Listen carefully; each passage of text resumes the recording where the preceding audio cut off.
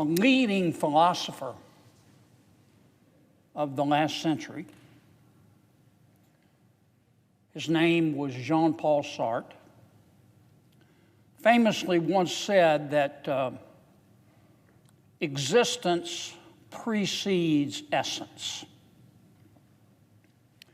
In other words, Sartre's words, not mine, to be is to act.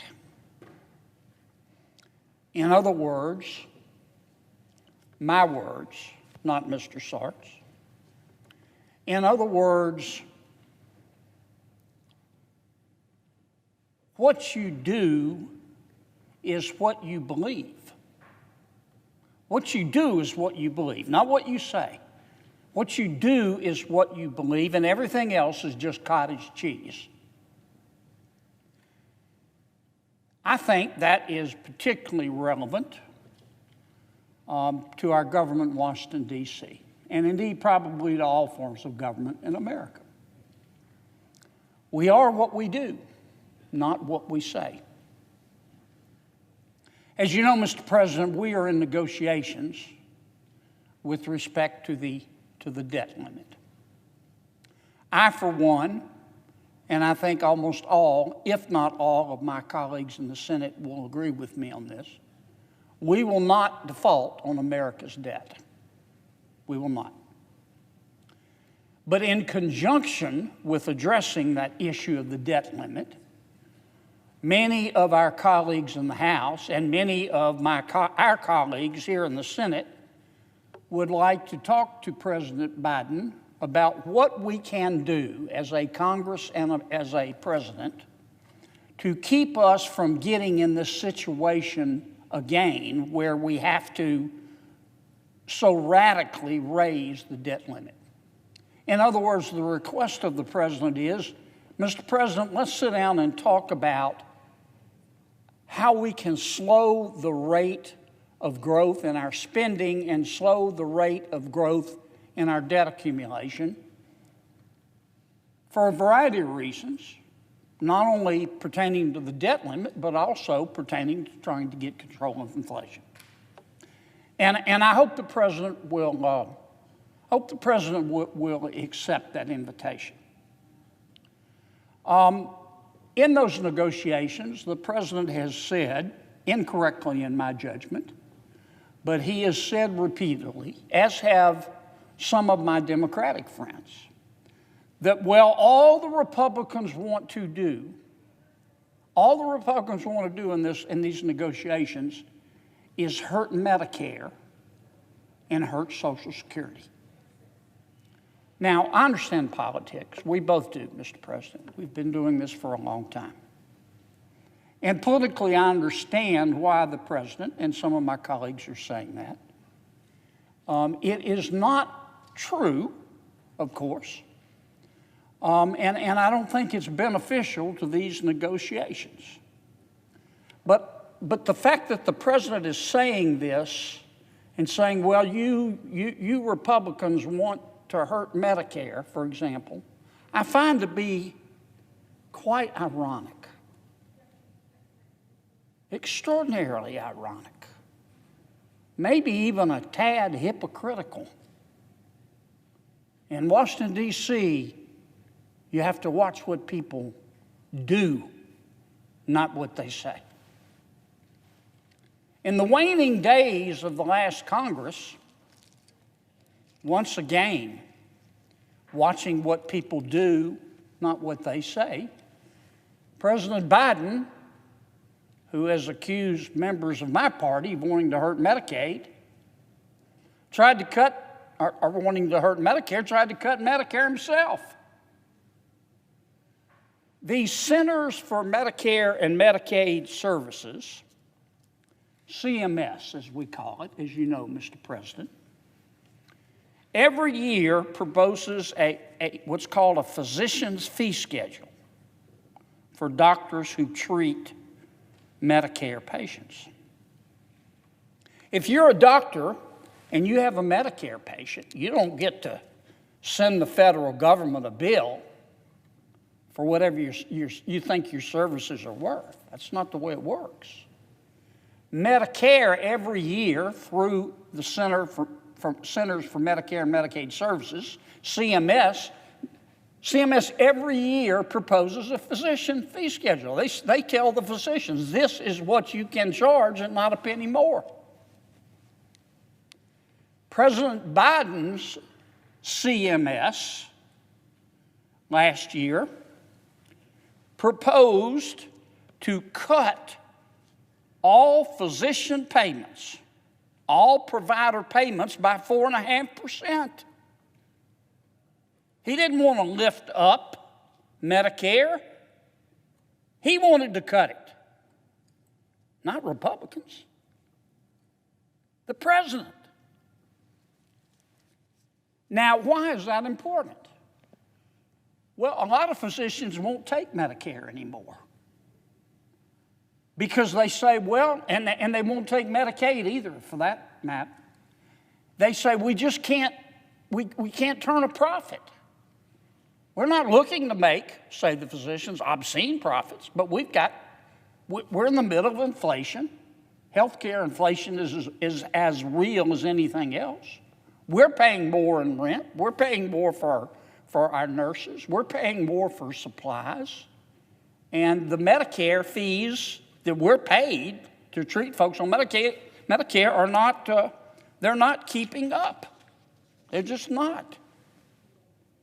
And so here comes President Biden through his Centers for Medicare and Medicaid Services, CMS. Here comes President Biden, the champion of Medicare.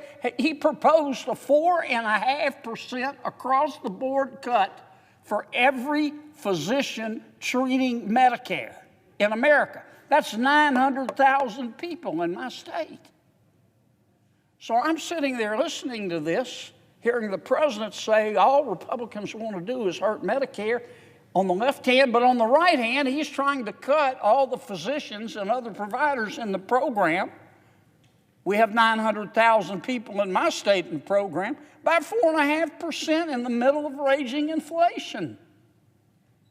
And I just found that extraordinary. Watch what people do, not what they say. So I introduced a bill. Mr. President, the name of my bill was Protecting Medicare Patients and Physicians. The Protecting Medicare Patients and Physician Act. It would have eliminated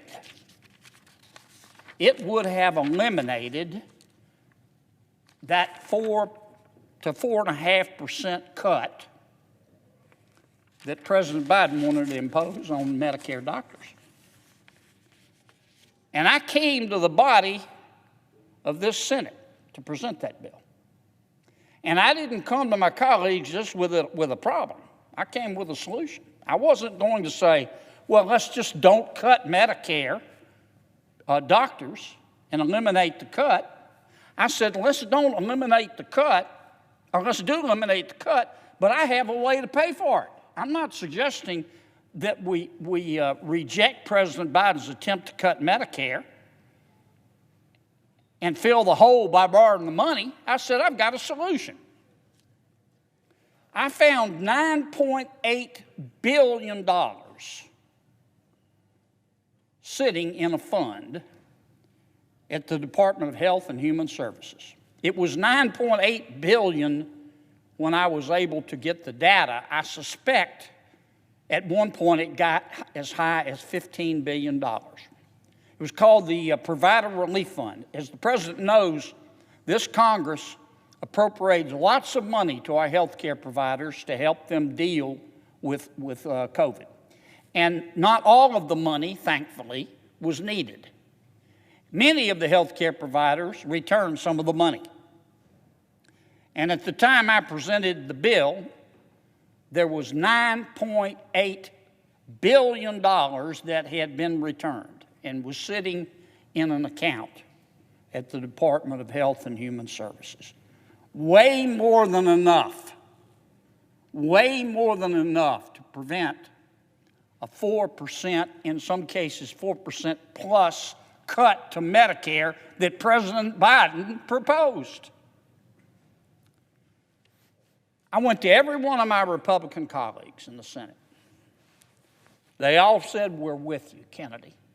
Let's do it." So I came to this floor. I came to this floor to ask for unanimous consent. And that, as you know, Mr. President, is where you present a bill, and if nobody objects, it's passed. But there was an objection. And it came from a good friend and a good man, Senator Ron Wyden, who's chairman of our Finance Committee. There aren't words in English to express how much I respect Ron Wyden. But Senator Wyden came to the floor and he said, "Kennedy, I'm going to object to your bill." And he said, "I don't want you to worry about this. We're aware that President Biden has proposed to cut every Medicare physician in America, but we're not going to let him do that. We're putting together a budget bill right now. We call it the omnibus. We're putting together a budget bill right now that's going to address that problem. And that's why I'm objecting to your bill. Your bill, Kennedy, is unnecessary." Now, I'm not blaming this on Chairman Wyden. I'm not. The omnibus passed with a vote of, I think, virtually all, if not all, of my Democratic colleagues and some Republican colleagues. So it is, I'm not saying it is Senator Wyden's fault. But after the omnibus passed, I didn't vote for it. In part because I didn't know what was in it. But after the omnibus passed, I went back and looked, and lo and behold, the omnibus bill, which passed at the encouragement of President Biden, and with a lot more votes from my Democratic friends than my Republican colleagues, had a 2% cut for every provider, every physician that treats a Medicare patient in America. 2% cut. That's better than a 4% cut, but it's still a cut in a time of raging inflation. Now, I don't know yet what that impact is going to be on health care and the health care delivery system in my state. I don't know how many more physicians, after President Biden has cut their fees, I don't know how many more physicians are going to stand up and say, "I can't take Medicare patients anymore." I hope none, but I suspect some. So I'm going to end like I began. Oh, and let me mention this, Mr. President. I talked about that pool of money, the Provider Relief Fund, that had $9.8 billion in it, maybe $15 billion, sitting there in an account, unspent, unappropriated. What happened to it? I don't know, but it got spent on something. But it didn't get spent on helping Medicare doctors and patients. They got cut 2%.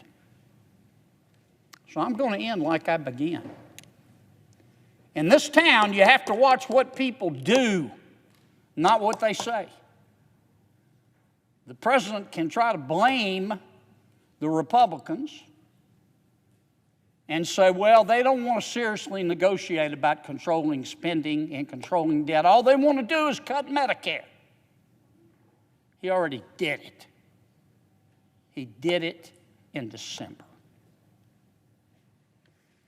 With that, Mr. President, I yield the floor.